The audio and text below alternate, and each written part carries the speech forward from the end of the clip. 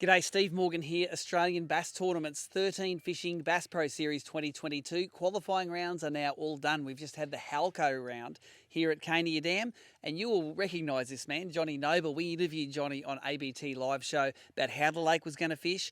And I think in the interview you said, just going to win it and qualify for that grand final on the Clarence River. What happened? Won it. Yeah, we got it done. Got it done. Didn't catch a full limit both days. You got about a 3.5 kilo limit on day one.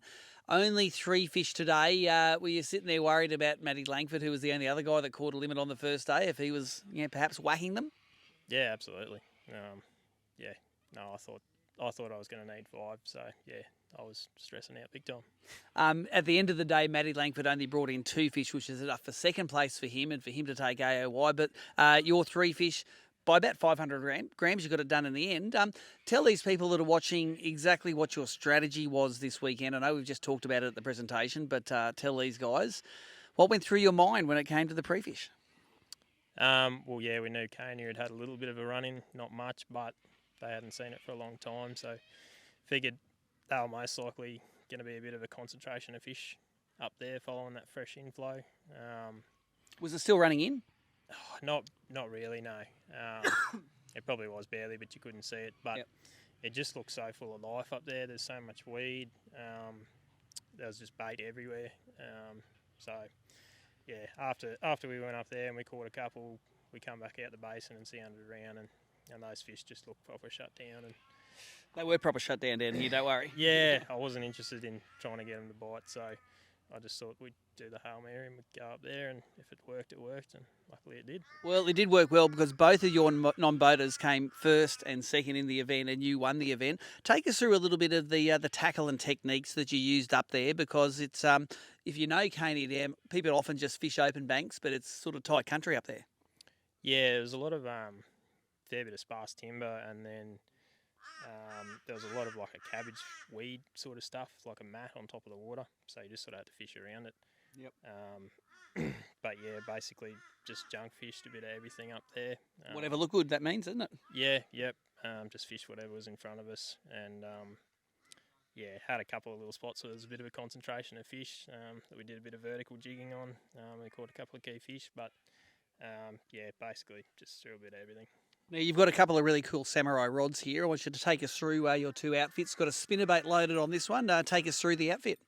Yeah, so we got a 7-foot refraction, and then a Team Lose Hypermag speed spool, and that's what I was throwing a spinnerbait on, and that caught a few key fish on that. Yep. What breed of spinnerbait's that? It's a Daiwa Steez, that one. Yep. That colour just really, perfectly emulated the bonies that were up there. Yep. They were all over that. What sort of braid you fish it on, and what leader? It's not too heavy, that leader, for tight country. Yeah, 14-pound leader, and then I think it's 20-pound Suffix 832. And it weighs nothing, this outfit. You can throw it all day. Yeah, no, light as anything. Take us through the other outfit you got here. This is another samurai you've got there. Tell us through this one.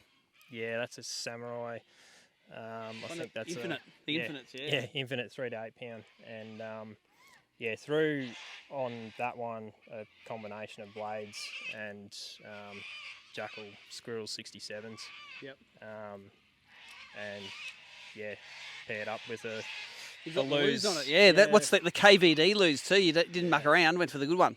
Yeah, no, it's a beautiful reel, and the KVD 200, and again 10-pound Suffix 832 and 10-pound leader. I did get dusted a couple of times on jerkbaits yesterday, but that's just sort of the risk you run. Yep.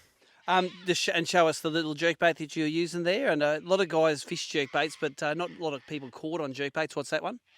That's a Jackal Squirrel 67 in Suji shrimp. Yep.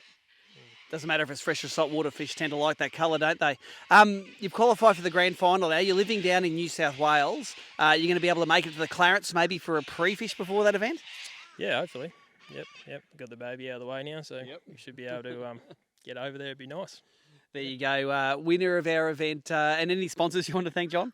The guys at Swell Outdoors, they look after me with the reels, and X-Zone and a few other bits and pieces. Frogley's with the rods, they're good stuff. Ray at Kamikaze Lures, and then also Jay Serlick at Hot Bite. They all help me out. So yeah, it all makes a difference. And then yeah, got to have a shout out for the stocking group as well. Yep, the stocking group make sure this lake is a must-see on anyone's list. The Saratogas, the Silvers, the Yellow Bellies, the Bass. If you haven't been to Cania, make sure you come. It definitely fishes a lot better when there's no pressure on it, on a tournament. But a bit more water in this joint and then she will be back to its prime, won't it?